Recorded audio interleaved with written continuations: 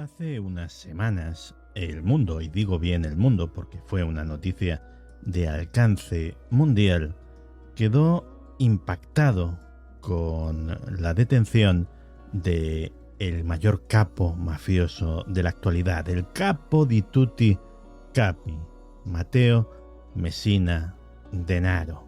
30 años, 30 años de clandestinidad, 30 años eludiendo la acción de la justicia, 30 años de pesquisas infructuosas que finalmente han culminado en esta detención histórica. Y para analizar a esta figura y qué significa esta detención, ¿a quién íbamos a recurrir? Pues a nuestro gran experto en Italia en general y en el crimen organizado italiano en particular. Alberto Ausín, bienvenido de nuevo a Días Extraños. Hola Santi, muchas gracias por invitarme una vez más. Yo estoy encantado como siempre de poder charlar un ratito contigo y con todos los oyentes de Días Extraños, aunque la mayor parte de las veces me toca hablar de toda esta gente tan siniestra, pero al mismo tiempo tan atractiva. Decía hace un momento que la noticia ha sido de alcance mundial, aquí ha salido en los informativos de televisión y prácticamente en todos sitios, pero claro, si la noticia ha sido relevante en España, en Reino Unido, en Japón, en otros países, en Italia la repercusión tiene que haber sido brutal. Sí, ha sido una noticia muy impactante.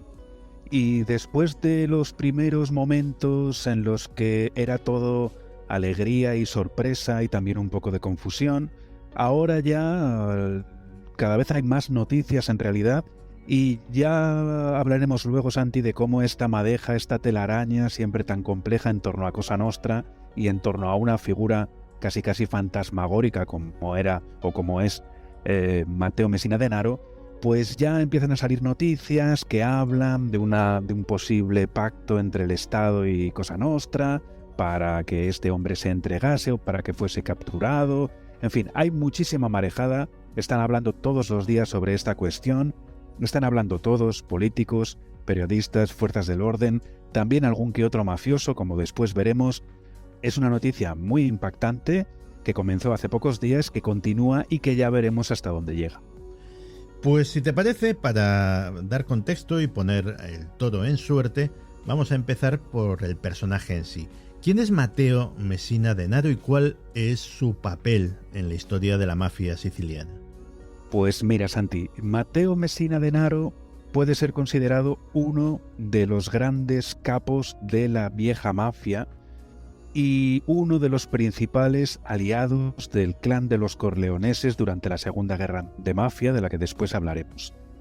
Dentro de Cosa Nostra hubo una guerra civil brutal, violentísima, a principios de los años 80. Los vencedores de aquella guerra fueron los miembros del clan de Corleone, los perdedores fueron, en este caso, los viejos mafiosos palermitanos, y los del clan de Corleone contaron con una serie de aliados en toda Sicilia, en casi todas las provincias de Sicilia, y en la provincia de Trapani, que está todavía más a occidente de Palermo. Digamos que Trapani es la región de Sicilia que mira directamente hacia el estrecho de Gibraltar, digamos.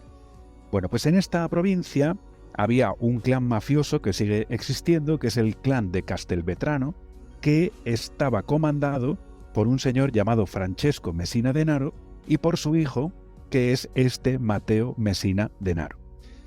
Allá para finales de los años 80 y principios de los años 90, Matteo Messina Denaro era uno de los tres principales líderes de Cosa Nostra en toda Sicilia. Por una parte estaba el jefe de los corleoneses, que era Salvatore Riina, más conocido como Totò Riina, después Bernardo Provenzano, también nacido como Riina en Corleone, y después estaba Matteo Messina Denaro, que es el hombre que acaba de ser capturado después de estar 30 años huido de la justicia y en paradero desconocido. Así es que es el hijo de un mafioso, nacido en un pueblo, en una pequeña ciudad de una provincia de Sicilia llamada Trapani. La ciudad se llama Castelvetrano, que fundamentalmente gracias a haberse aliado con los corleoneses, llegó a la cima de Cosa Nostra Y después de la detención de Totò Riina en 1993 y después de la detención de Bernardo Provenzano en 2006, digamos que él quedó teóricamente en el vértice, al mando absoluto de Cosa Nostra hasta su detención, que tuvo lugar hace apenas unos días.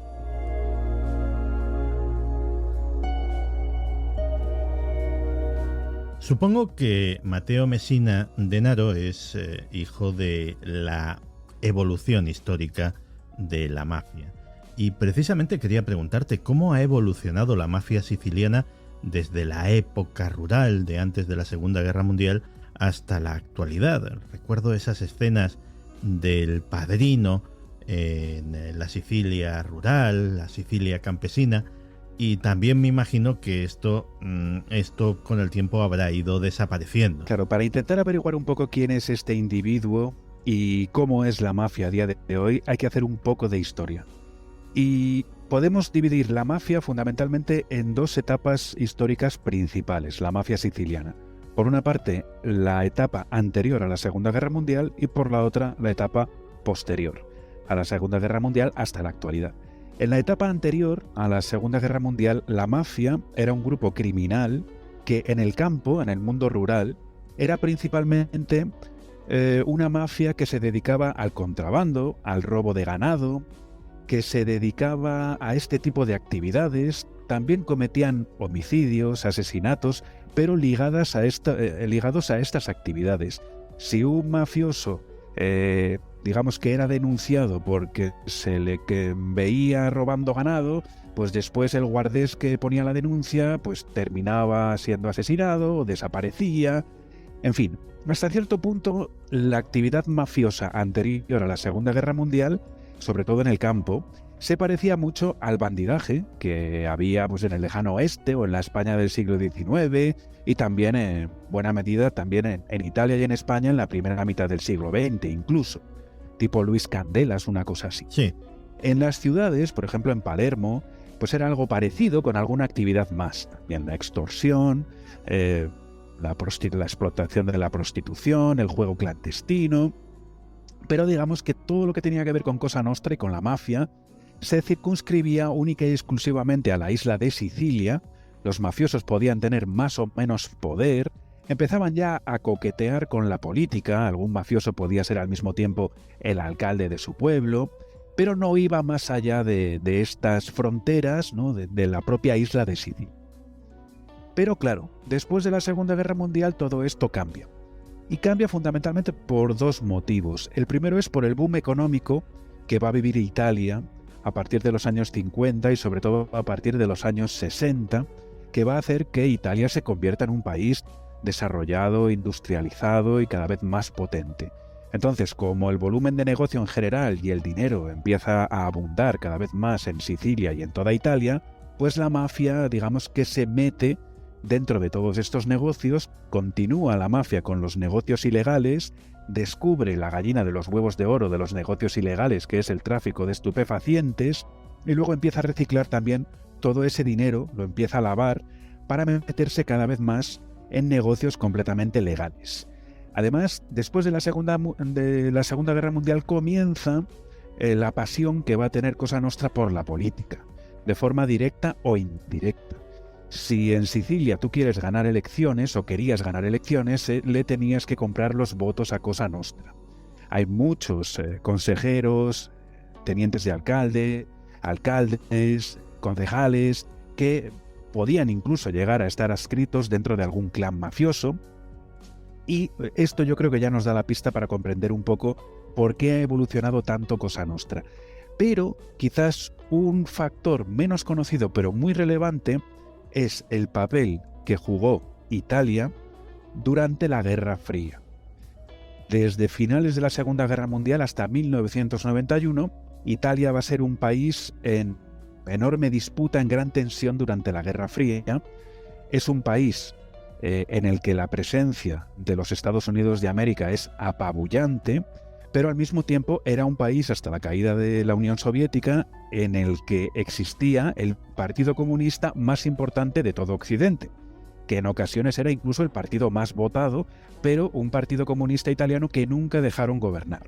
Y después ya veremos que en torno a toda esta cuestión del desarrollo económico, de cómo ha ido cambiando la sociedad, la política y la propia Italia, más durante todos esos años, durante prácticamente 50 años, el papel de Italia en la Guerra Fría, van a convertir a Cosa Nostra en un actor fundamental en la historia de Italia desde diferentes puntos de vista.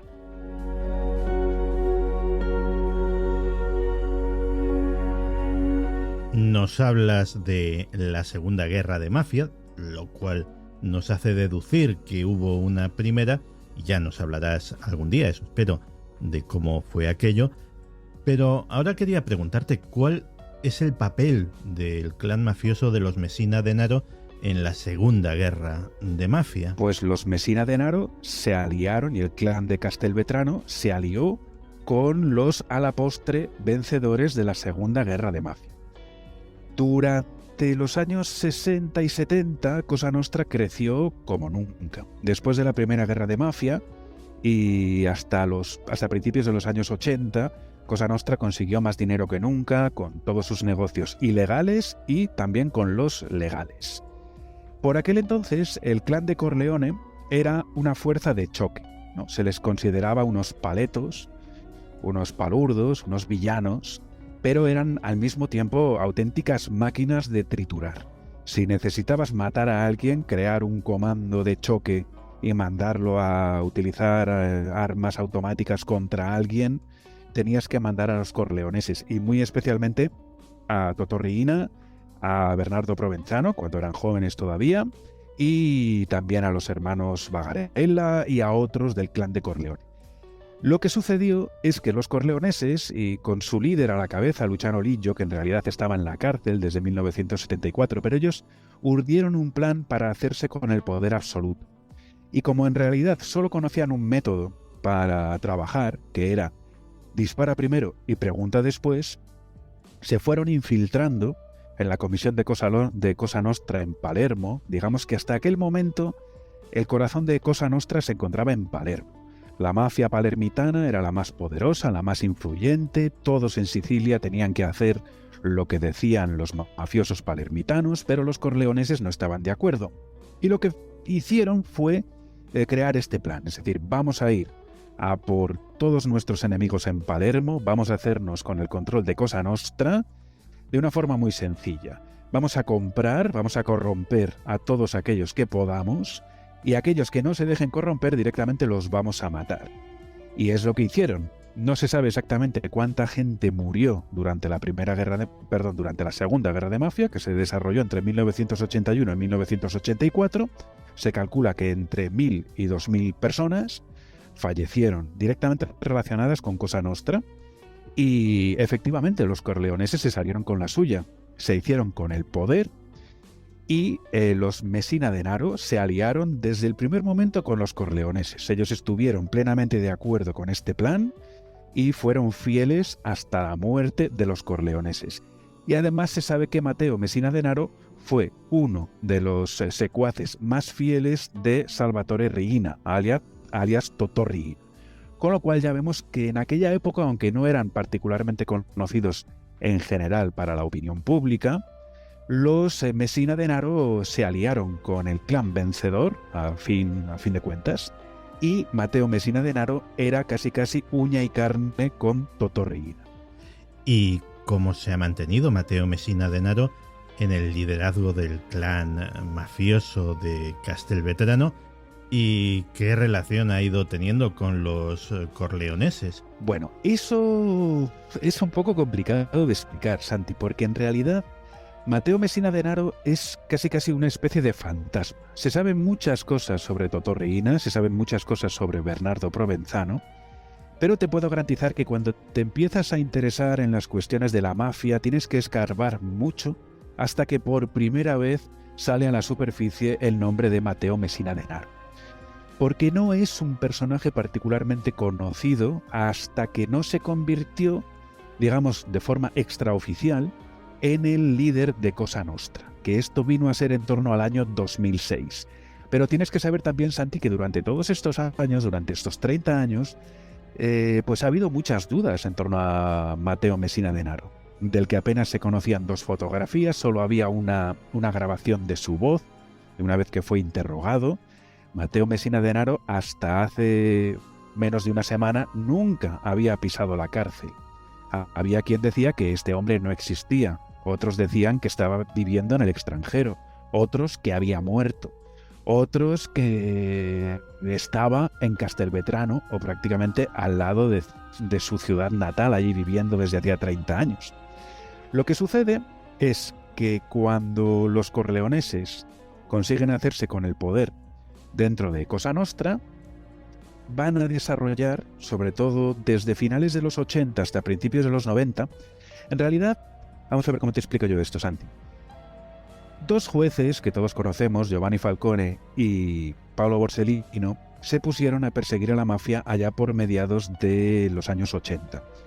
De facto, lo que hicieron Falcone y Borsellino fue perseguir a los vencedores de la Segunda Guerra de Mafia, porque los perdedores habían quedado todos fuera de juego. El que no estaba muerto estaba en el extranjero o si no colaborando con la justicia.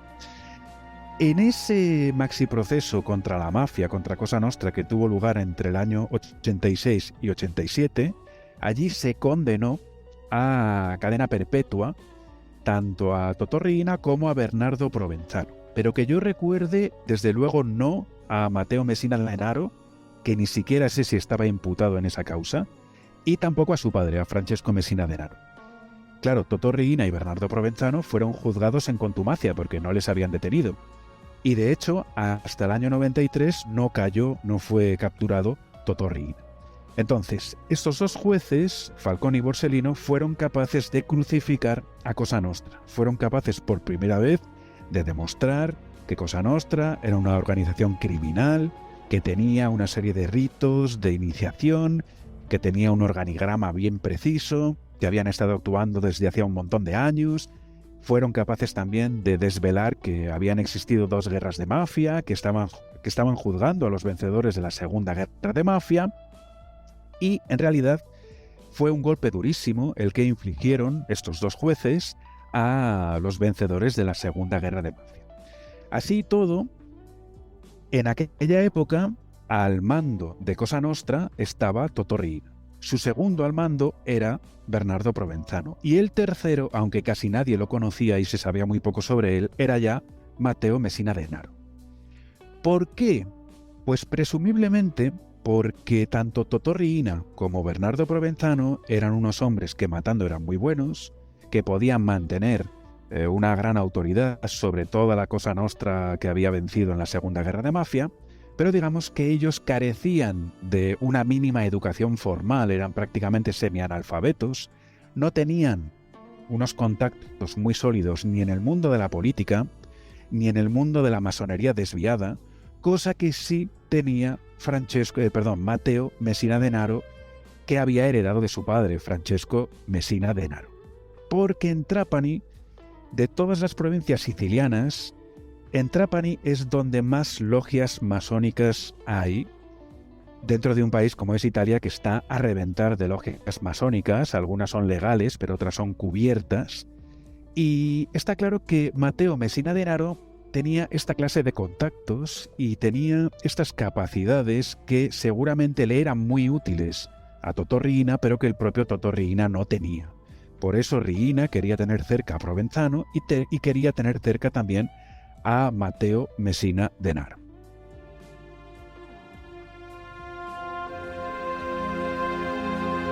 Me interesa algo que has mencionado de pasada antes. ¿Cómo afectó el fin de la Guerra Fría a la política italiana y a la mafia italiana, lógicamente? Claro, les afecta tremendamente. Y no es solo el final de la Guerra Fría, sino también la persecución incansable por parte de Falcone y de Borsellino contra Cosa Nostra. Digamos que se crea una tormenta perfecta que amenaza a la vieja política que está a punto de desaparecer. He escuchado por ahí un término que creo que se aplica muy bien a esta cuestión, que serían los huérfanos de la Guerra Fría. Es decir, desde finales de la Segunda Guerra Mundial hasta la caída de la Unión Soviética, en Italia había habido toda una serie de cuestiones realmente extrañas y siniestras, secuestros, atentados, asesinatos, cracks financieros, de los que ya hemos hablado aquí, de todas estas cuestiones hemos hablado muchas veces, Santi, ¿no? Digamos que son los años de plomo en los que ocurren muchas cosas: terrorismo de izquierdas, terrorismo de derechas, intentos de golpes de Estado. Todas estas cuestiones hasta cierto punto se justificaban por esta guerra ideológica y esta guerra política entre la Democracia Cristiana, que era el partido de derechas pro-estadounidense, ¿no?, y pro-atlántico, que gobernó en Italia casi de forma ininterrumpida durante 40 años, contra el Partido Comunista, que era el principal partido de la oposición en Italia, que tenía un poder político muy reducido, porque nunca le dejaban gobernar, pero que tenía un poder social enorme. Entonces, en nombre de la Guerra Fría, en nombre de esta guerra subterránea, se cometieron toda clase de atrocidades y toda clase de barbaridades. Y resulta que la mafia, Cosa Nostra, estaba en el ajo, en la parte que le tocaba. ¿Por qué? Porque Cosa Nostra, siempre, normalmente en territorio siciliano, podía, digamos, realizar determinadas acciones contra los enemigos de la democracia cristiana, sobre todo contra los comunistas, pero bueno, no solo. En el año 70, a finales del año 70, un grupo de ultraderecha, capitaneado por un general, un veterano fascista de la Segunda Guerra Mundial, Junio Valerio Borghese, que después murió en Cádiz, en la España de Franco, en circunstancias nunca del todo aclaradas, intentó dar un golpe de Estado. Y claro, para dar un golpe de Estado en toda Italia, tienes que dar un golpe de Estado también en Sicilia.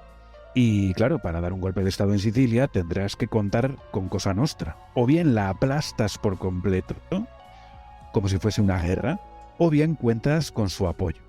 Y hubo contactos entre estos golpistas, una parte podrida del gobierno italiano de la época, y Cosa Nostra, para ver qué sucedía, aunque finalmente este golpe fue abortado en el último momento.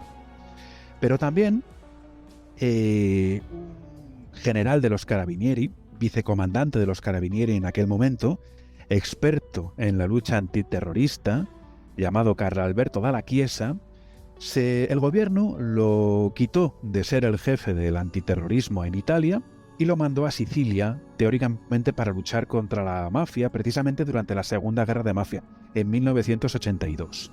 Y allí este general, que lo sabía todo sobre el terrorismo y sobre las conexiones entre el terrorismo y la política, pues fue asesinado a tiros por Cosa Nostra a las pocas semanas de haber llegado a Palermo, cuando todavía no había hecho absolutamente nada en contra de Cosa Nostra. Y no solo eso, también el presidente de la región de Sicilia, es decir, el equivalente al presidente de una comunidad autónoma en Italia, llamado Piersanti Mattarella, que era el hermano del actual presidente de la República de Italia. Pues este hombre, aunque era de la democracia cristiana, era del grupo contrario a Andreotti, era favorable al ala de Aldo Moro. Y a este hombre, pues la mafia lo asesinó al lado de su casa un domingo a mediodía. Lo tirotearon en su coche delante de su hija, de su mujer y de su suegra.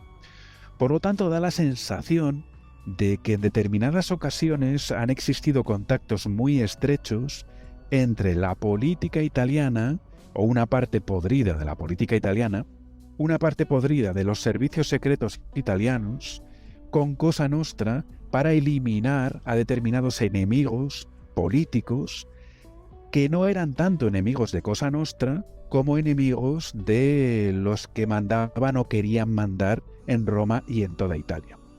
Claro, ¿qué ocurre cuando cae el muro de Berlín primero y cuando después la Unión Soviética se desintegra? Lo que ocurre es que se provoca en Italia una crisis política como nunca antes se había visto desde que llegó la República Italiana, en el año 47-48. Porque claro, cuando el comunismo cae, el Partido Comunista Italiano prácticamente se desintegra. Cuando el comunismo cae, la democracia cristiana, que era el partido de derechas que siempre había sido el contrapoder de los comunistas, también se disuelve como un azucarí. Pero es que además en aquella época, en el año 92, comienza el juicio Mani Pulite porque sí que es verdad que en los años 80 hubo unos años en los que gobernó, ya por fin no gobernó la democracia cristiana, sino que gobernó el Partido Socialista, que en Italia era un partido minoritario, pero bueno, consiguió gobernar. Estaba a la cabeza de este partido Bettino Craxi, y comenzó un proceso político contra el Partido Socialista y contra Bettino Craxi por corrupción, el conocido como proceso Mani Pulite. Entonces, Italia se encuentra en un momento realmente crítico.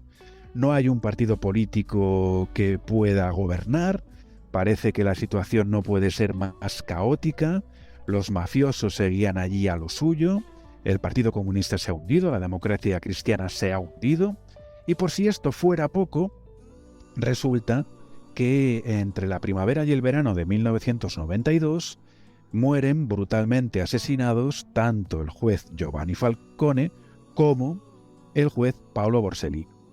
Hay que tener en cuenta que cuando estos dos jueces fueron asesinados, fue la cúpula de Cosa Nostra la que decidió matarlos a ambos. Y en las reuniones que mantuvieron los líderes de Cosa Nostra para pensar, para dilucidar qué se hacía con estos jueces, estuvieron presentes, al menos que se sepa, Bernardo Provenzano, Salvatore Riina, Matteo Messina Denaro y también, por ejemplo, un mafioso llamado Antonino Joe, que era otro capo de Trapani, de la provincia de Trapani, que además siempre se ha sospechado, porque luego murió extrañamente en un suicidio de estos muy extraños nada más en cuanto lo atraparon, siempre se ha sospechado que este hombre era el contacto entre Cosa Nostra y los servicios secretos desviados, porque de hecho, de este tal Antonino Joe, existen informes muy antiguos de los años 60 de los Carabinieri que demuestran que el Estado consideraba que este individuo podía ser un gran agente encubierto a insertar dentro de Cosa Nostra. Este Antonino Joe además había sido paracaidista. Y entonces, claro, si tú piensas que estos 4 individuos fueron los que decidieron la suerte de Falcone y de Borsellino, Bernardo Provenzano y Salvatore Riina porque eran los jefes de Cosa Nostra, pero al mismo tiempo porque eran la fuerza de choque, la fuerza bruta. Los que no se iban a echar atrás si había que volar una autopista o si había que volar una manzana de Palermo, ellos iban a estar más que dispuestos.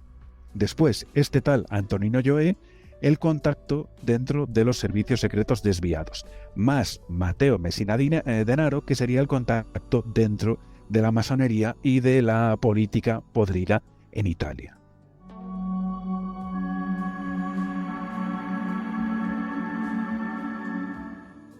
La muerte, el asesinato de Falcone y Borsellino, supongo que fue un antes y un después en la lucha contra la mafia, ¿no? Pues lo fue, pero aquí una cosa que me está sorprendiendo muchísimo estos días, Santi, es que empiezan a hablar los fiscales, los jueces, los periodistas más, más serios que tratan sobre esta cuestión, ya hablan tranquilamente, hablan abiertamente de los servicios secretos desviados, de la masonería, de la relación entre Cosa Nostra con estos grupos de poder. Ya no es un tabú, ya no es una cuestión de conspiranoia, ni muchísimo menos. Antaño tú tenías que profundizar mucho para empezar a sacar un poco al aire estas cuestiones, ahora ya sin embargo están bastante claras. Da la sensación de que la muerte de Falcone y de Borsellino, si realmente detrás no solo estuvo Cosa Nostra, sino también el Estado italiano, la parte podrida, y también los servicios secretos desviados y la masonería desviada, da la sensación de que la muerte de estos dos jueces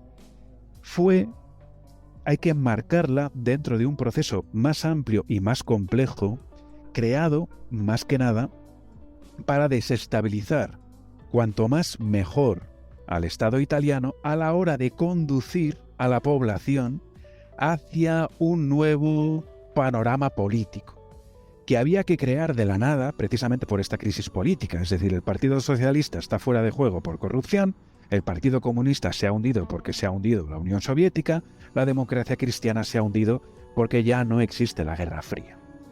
Y de hecho, en esta época a la Cosa Nostra se la conoce como la Cosa Nostra terrorista, porque los ataques a Falcone y a Borsellino, aunque son, entre comillas, ataques de precisión, porque efectivamente consiguen matar a estos dos magistrados. Pero bueno, a Falcone lo matan a él, matan a su mujer, matan a 3 miembros de la escolta, muchísimas personas resultan heridas, los mafiosos revientan un trozo enorme de autopista y en el caso de Borsellino lo mataron a él y a 5 miembros de la escolta. Después, en el año 93, a principios del año 93, fue detenido Salvatore Riina, Totò Riina. Pero esto no cambió la estrategia de la mafia. A lo largo del año 93, la mafia se dedicó a poner bombas, a poner coches bombas, como si fuese un grupo terrorista, como si fuese la ETA, como si fuese el IRA, como si fuese un grupo terrorista tal cual. De hecho, pusieron 2 bombas en Roma, en sendas iglesias, para dar un toque de atención a la iglesia, al Vaticano, quizás. Desde luego para provocar una crisis dentro de la opinión pública y sobre todo también dentro del turismo internacional, porque pusieron 2 coches bombas en sendas iglesias de Roma. Después pusieron un coche bomba junto a la Galería degli Uffizi en Florencia, que desde luego reventó, matando a 5 personas, entre ellas 2 niñas de 8 años y de 54 días, me parece, si no recuerdo mal, y a sus padres también los asesinaron. Y también pusieron una bomba en Milán, donde mataron 5 personas, junto al Museo de Arte Moderno de Milán. Es decir, seguían una estrategia de terrorismo puro y duro y no se entendía demasiado bien cuál podía ser el objetivo de esta tensión terrorista por parte de Cosa Nostra. Claro, esta idea general de que Italia estaba sin un timonel, que era un barco a la deriva, donde parecía que el terrorismo de las Brigadas Rojas o el terrorismo neofascista volvía, pero ahora además lo estaba perpetrando Cosa Nostra. Aunque había caído el líder de Cosa Nostra, con esta crisis política e institucional, algo había que hacer. Y hete aquí que en el mes de enero de 1994, un hombre, el hombre, la gran B, da un paso adelante, ¿no? Y funda su partido. Me estoy refiriendo a Silvio Berlusconi, que, atención, a finales de enero de 1994 funda Forza Italia, porque se iba a presentar a las elecciones que tuvieron lugar apenas 2 meses después, a finales de marzo de 1994. Y hete aquí que Silvio Berlusconi consigue ser nombrado presidente del Consejo de Ministros. Es el partido más votado, con casi 9 millones de votos, si no recuerdo mal. No estaba él solo, formó una coalición de gobierno, pero fue el partido más votado de todos, Forza Italia de Silvio Berlusconi. Curiosamente, en Sicilia, Silvio Berlusconi obtuvo una bestialidad de votos. Forza Italia fue el único partido que ganó en todas las provincias de Sicilia en aquellas elecciones. En Sicilia los votos no se consiguen. Los votos normalmente se compran, de una forma u otra. Y además Forza Italia de Silvio Berlusconi fue el partido más votado en la mayor parte de los municipios de Sicilia. Siempre se ha rumoreado, desde luego todos los colaboradores más cercanos de Silvio Berlusconi han terminado en la cárcel por uno u otro motivo, algunos por pertenencia a Cosa Nostra. Siempre se ha rumoreado mucho sobre la pertenencia o no de Silvio Berlusconi a la mafia, desde luego pertenecía a la logia masónica Propaganda 2. Ha habido siempre muchos rumores en torno a Silvio Berlusconi. En su momento, cuando Silvio Berlusconi se presentó como el salvador de Italia, una nueva forma de hacer política, digamos que decían de él, ¿no?, que iba a ser un gran presidente, porque era un hombre de negocios brillante, porque era multimillonario y desde luego no estaba ahí para robar. Pero claro, la pregunta sería, bueno, ¿y este señor que prácticamente se hizo a sí mismo de la nada, de la noche a la mañana, de dónde sacó todo el dinero que utilizó para financiar sus primeras operaciones? ¿Cómo logró ser un magnate tan enorme, tan inmenso, tan gigantesco, ¿no? ¿Cómo lo hizo? ¿Con qué dinero? ¿Con el suyo o con el dinero de quién? Pero lo que está claro es que para 1994, aunque tampoco duró mucho el primer gobierno Berlusconi, Berlusconi es la alternativa, es el nuevo gobernante de Italia y además, a partir de ese momento, Cosa Nostra vuelve a las sombras. Deja de atentar, deja de dar la nota, deja de matar indiscriminadamente y desaparece por completo, al menos de la primera línea de fuego y también de la primera línea de las noticias.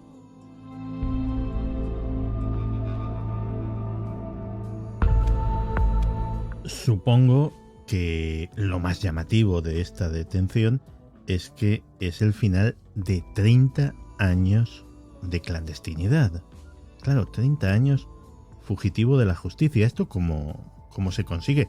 Con el agravante de que le detienen en su ciudad natal. ¿Aquí qué ha sucedido? Pues mira, Santi, no sé muy bien qué responderte, porque las posibilidades son muchas. A Matteo Messina Denaro se le pierde la pista en 1993, cuando la justicia empieza a perseguirle después de los atentados contra Falcone y Borsellino, porque se da por hecho que Matteo Messina Denaro estaba envuelto en estos asesinatos, al menos como autor intelectual, ¿no? Como uno de los creadores del plan para matar a estos jueces. Claro, piensa también, Santi, por ejemplo, que el padre de Matteo Messina Denaro, Don Chicho, ¿no? Francesco Messina Denaro, estuvo él también 8 años en paradero desconocido. Y de hecho, Francesco Messina Denaro apareció finalmente en 1998, pero no para pisar la cárcel. Los carabinieri recibieron una llamada telefónica diciendo que había un cuerpo en el campo cerca de Castelvetrán. Fueron allí y se encontraron con Don Chicho, que había muerto de un ataque al corazón, vestido ya para el funeral. Tipo, bueno, se nos ha muerto el padrino, al menos no le han atrapado los policías, lo dejamos aquí y ahora que lo entierren, que se haga el funeral y todo eso. También es cierto, por ejemplo, en el caso concreto de Bernardo Provenzano, que Bernardo Provenzano estuvo, yo creo que casi 40 años en la clandestinidad, hasta que fue capturado en 2006. Y curiosamente, Bernardo Provenzano fue capturado a pocos kilómetros de Corleone, en una casa, en una quesería, en una casa ahí en el campo, perdida de la mano de Dios, pero vamos, que esa casa era propiedad de un vecino de Corleone, que iba ahí de vez en cuando a hacer sus quesos y a visitar al padrino. A Totò Riina lo capturaron en el centro de Palermo, donde llevaba una vida en un casoplón impresionante, con su mujer y con varios de sus hijos. Yo creo que tenía 3 hijos. Entonces, claro, las dudas son muchas.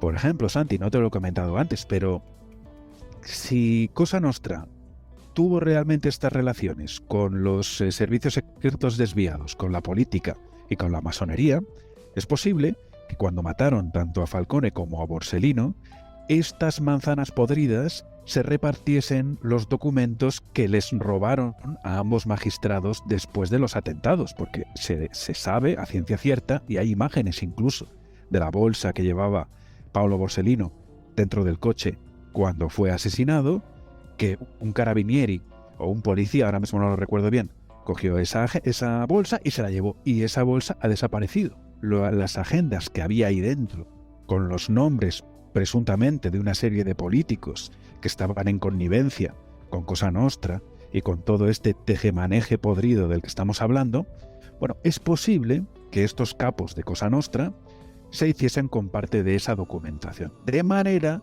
que llegasen a un acuerdo del tipo, aquí o nos salvamos todos o caemos todos al mismo tiempo.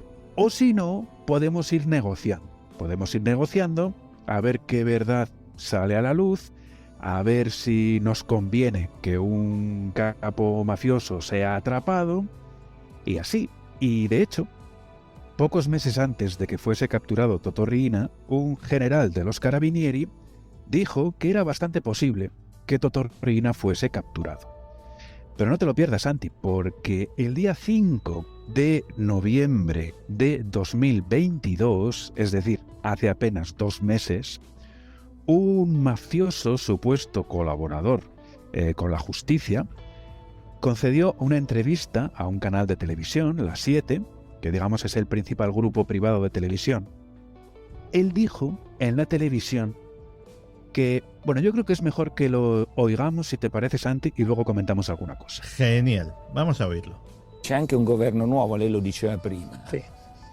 E magari chi lo sa che arriva un regalino, che magari presumiamo che un Matteo Messina Denaro sia molto malato, che faccia una trattativa lui stesso di consegnarsi e fare un arresto clamoroso. e così arrestando lui magari esce qualcuno che è all'ergastolo stativo senza che ci sia clamore. Cioè lei mi sta dicendo che Matteo Messina Denaro non sta bene. Sì. E quindi se lei lo sa è perché continua ad avere rapporti in questo mondo, perché comunque Si presume, via. come con i Graviano lei ha intrecci coi parenti, no? Immagino, non ha rotto i rapporti col sistema intorno ai Graviano. Che lei sta dicendo una cosa forte. E mi sta dicendo che siccome non sta bene, questo potrebbe essere un colpo molto forte per il nuovo governo. Appena arriva, si insedia. È un fiore all'occhiello.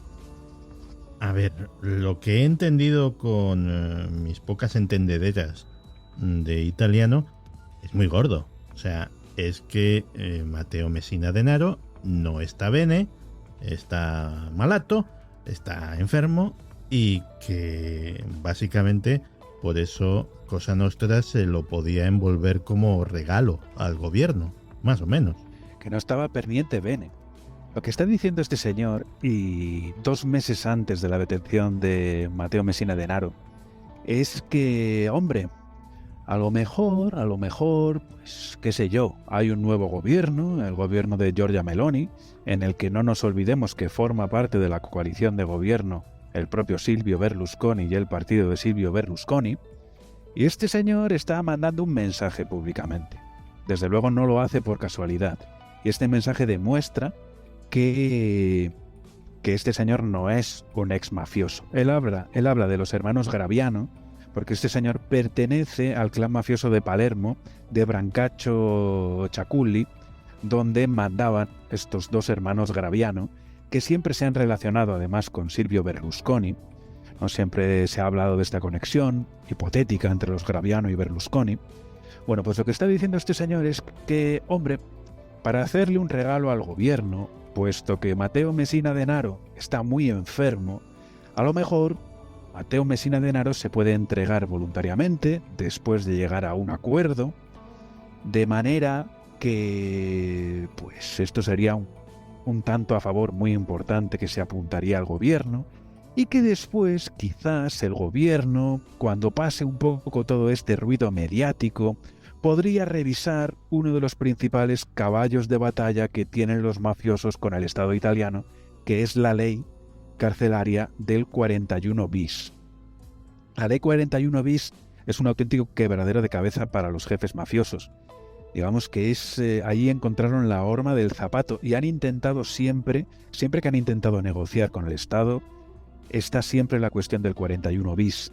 41 bis es una ley por la cual determinados mafiosos de alto rango tienen que estar permanentemente aislados en la cárcel, es decir, no pueden tener ningún compañero de celda, solo pueden salir 1 hora al día al patio y además tienen que salir completamente solos y solo pueden recibir 2 visitas al mes, una visita de los familiares, una visita de los abogados, y además estas visitas, que son bastante cortas, están permanentemente monitorizadas, grabadas, y se tienen que realizar única y exclusivamente a través de un cristal blindado.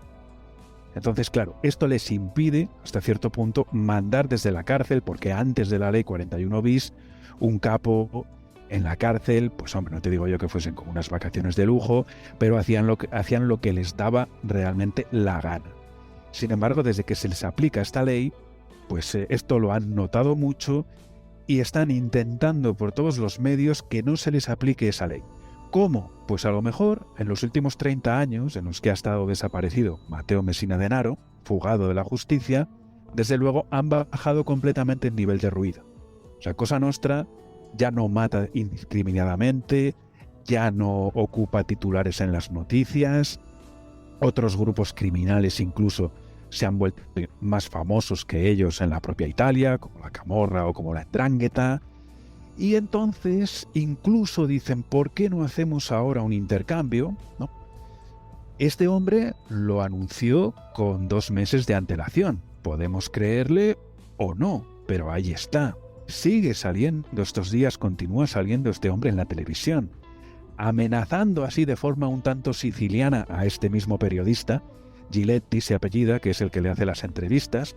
El otro día le dijo, bueno, Giletti, pero tenga usted cuidado porque está usted arriesgando mucho, usted se la está jugando no solo con Cosa Nostra, haciéndome estas preguntas, sino a 360 grados.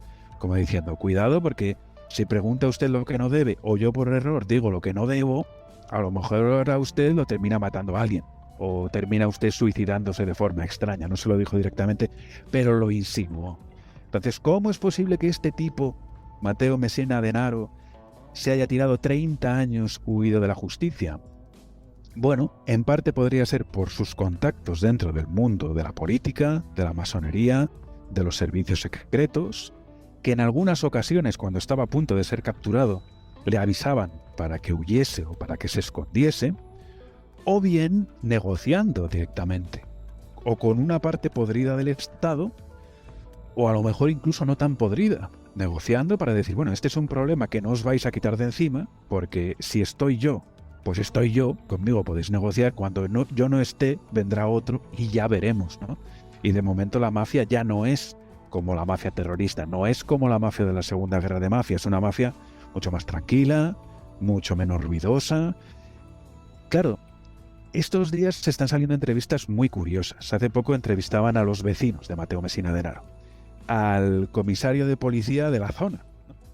Y claro, pues nadie ha visto nada, nadie sabe nada, pero claro, uno que tiene que pensar. Sí que en los últimos años han sido varios los avisos de personas que veían a Matteo Messina Denaro y los carabinieri tenían estas denuncias y se conservan, ¿no? Pero claro, yo que tengo que pensar, es decir, si veo a un tipo que puedo llegar a sospechar que es Matteo Messina Denaro, en el territorio de Matteo Messina Denaro, donde el Estado no llega, porque si llega el Estado en un momento determinado, tiene que llegar con 500 coches de policía, con militares, con helicópteros. ¿Qué tengo que hacer yo? O sea, ¿tengo que dar yo la cara? ¿Tengo que jugarme yo el tipo? Cuando además otra realidad muy importante es que allí donde no llega el Estado, llega la mafia. Es decir, que en el barrio donde estaba Matteo Messina Denaro, escondido durante X tiempo, luego iba cambiando, ¿no? Te puedo asegurar que allí no había pequeña criminalidad, que no hay ocupas, que no hay robos. ¿Por qué? Porque se encarga Cosa Nostra de controlar todo eso, ¿no? Para que la cosa esté tranquila. Es decir, que allí donde no llega el Estado, llega Cosa Nostra. Y si está Cosa Nostra y tú lo sabes o lo sospechas, a ver quién es el guapo que va a denunciarlo. Entre otras cosas, porque si escarbas un poco y sabes todo este tejemaneje, toda esta telaraña entre servicios secretos, Estado podrido, Cosa Nostra, ¿quién te dice a ti que no vas a denunciar esto a un cuartel de los carabinieri donde no haya 1, 2 o 3 o 4 o 5 espías al servicio de Matteo Messina Denaro? E incluso el propio Estado, si está llevando a cabo una investigación y le quieren capturar en un momento determinado, tampoco te van a hacer caso. Y entonces, ¿cómo puedes tener tú el valor de ir allí y decir, oiga, mire, que yo he visto a este hombre? Claro, es rarísimo. Este señor, Matteo Messina Denaro, se conocían apenas 2 fotos de él. Solo una grabación de su voz. Nunca jamás se ha capturado una interceptación telefónica. O sea, nunca se le ha capturado nada. Y de repente, en estos últimos tiempos, parece ser, por lo que comentan, que está realmente muy enfermo. Luego esto ya lo veremos, ¿no? Esta es la primera vez que Matteo Messina Denaro ha pisado la cárcel. Tiene una serie de condenas, una retahíla. O sea, no hay que juzgarlo. Seguramente nunca declarará ni ante un juez, ni ante la policía, ni ante nadie, como le sucedió a Bernardo Provenzano. Lo metieron en la cárcel y ahí lo tuvieron 10 años. Porque es que ya ha sido juzgado no sé cuántas veces, yo no sé cuántas cadenas perpetuas acumula. Entonces, claro, pero en estos últimos tiempos, este hombre salía a tratarse de su cáncer, iba de su escondrijo al hospital para recibir el tratamiento, vestido con una cazadora cuando le atraparon, una cazadora de 10.000 euros, con un reloj suizo de 35.000 euros, han aparecido selfies que él se hacía con la gente allí del hospital. Parece ser que participaba en un chat de compañeros de quimioterapia, que dices, bueno, pero este hombre o ha perdido la cabeza, o quiere que lo atrapen, o ya le da absolutamente todo igual, porque es una cosa extrañísima. O sea, hay algo que no termina de encajar. Es más, recuerdo, por ejemplo, en el caso de Totò Riina, cómo a él lo capturaron en su coche, enseguida dieron la noticia.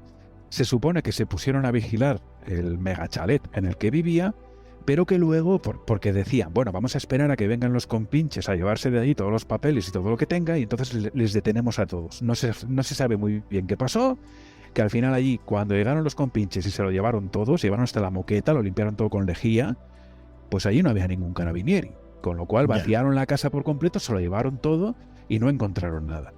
En el caso de Mateo Messina Denaro, igual, o sea, lo capturan en el hospital donde se está tratando y luego solo un día después ya encuentran la primera de sus guaridas. Ahora, cada día está apareciendo una guarida nueva, que al final ya uno piensa, bueno, pero vamos a ver, ¿son escondites o no? Es decir, este hombre tiene una casa aquí, escondite, vale. Tiene otra allí, escondite, muy bien. Y otra aquí, escondite, bueno. Y cuando iba a un restaurante, ¿qué decía? Bueno, me voy a esconder un rato en el restaurante de lujo, ¿no? Cuando iba a la joyería de lujo, me voy a esconder un rato en la joyería de lujo. Y cuando iba al hospital a tratarse del cáncer, me voy a esconder un rato en el hospital. Uno ya no sabe, realmente no sabe qué pensar. Pero yo estoy convencido de una cosa, Santi, y es que todos los secretos que conoce este hombre, que son muchísimos, se los va a llevar a la tumba. Más tarde o más temprano, pero yo creo que Mateo Messina Denaro es un boss de los de viejo cuño, como Provenzano, o como Riina, de estos que no hablan. No tiene, o sea, tiene todo, podría contarlo absolutamente todo, pero vale mucho más por lo que calla que por lo que cuenta. Por muy enfermo que esté y por poco tiempo de vida que le quede, que esto ya lo veremos, desde luego es un hombre que vale más por lo que calla que por lo que cuenta. Y sin embargo yo creo, subir un poco toda esta cuestión, voy a sacar a colación una frase muy célebre de un jesuita español, que de padre carlista, que luego él fue el presidente del Partido Nacionalista Vasco, que creo que resumió muy bien toda esta telaraña entre el Estado, el terrorismo, el crimen organizado, etc., cuando dijo aquello de unos sacuden el árbol, pero sin romperlo, para que caigan las nueces, y otros las recogen para repartir. Yo creo hasta cierto punto incluso, Santi, que Falcón y Borsellino eran dos hombres capaces de sacudir el árbol hasta partirlo. Y como vieron que lo iban a partir, los quitaron de en medio. Sin embargo, elementos como Mateo Messina Denaro, Provenzano, Riina y los capos de Cosa Nostra son los que por dinero, por poder, por influencia sacuden el árbol, pero sin partirlo. Y luego se reparten las nueces. Ahora bien, yo lo que creo es que es casi imposible ver que un político corrupto o que un masonazo, con perdón, o que uno de estos individuos termine en la cárcel. Sin embargo, los miembros de Cosa Nostra, aunque solo sea porque ellos ya saben que pertenecen a una organización criminal, saben que más tarde o más temprano van a terminar en la cárcel. Y de hecho eso forma parte, digamos, de la vida del mafioso. Pues hasta aquí la historia de Mateo Messina Denaro. Una detención, un acontecimiento que seguramente sus repercusiones van a extenderse no solamente a la vida criminal o a la vida policial de Italia, sino a toda la política y la sociedad italiana. Y para contárnoslo, por supuesto, estará Alberto Ausín. Alberto, muchísimas gracias por venir de nuevo a compartir tu conocimiento a Días Extraños. Muchas gracias a ti, Santi, como siempre. Me lo paso genial aquí cada vez que me invitas a participar en Días Extraños, así que encantado. Por cierto, tengo que darte la enhorabuena por ese podcast en que nos hablas de estas cosas, 5 Padrinos, que me encanta que esté siendo un éxito. Muchísimas gracias, Santi. Estoy ahí en iVoox dándolo todo con mi nuevo podcast 5 Padrinos, que en fin, yo en ese podcast voy a hablar sobre 5 criminales, asesinos, traficantes, 5 de los padrinos más crueles de la historia de Cosa Nostra, pero tengo que decir que si el podcast está funcionando así de bien es porque tengo un padrino de los buenos, un padrino de los de verdad, de los que se preocupan, de los que te echan una mano si pueden, que es Santi Camacho. Pues muchísimas gracias. Además no me tienes que besar el anillo, ni te voy a poner cabezas de caballo por ahí, ni nada por el estilo. Claro, es mucho mejor así, sin tanta formalidad y gente de bien, porque claro, gente mala sí. Yo creo que no hay demasiada, ¿no? En proporción, pero caray el ruido que hacen y en fin, dominan el mundo, mucho me temo. En fin, triste verdad, pero verdad a fin de cuentas. Alberto, un abrazo muy grande. Otro para ti, Santi.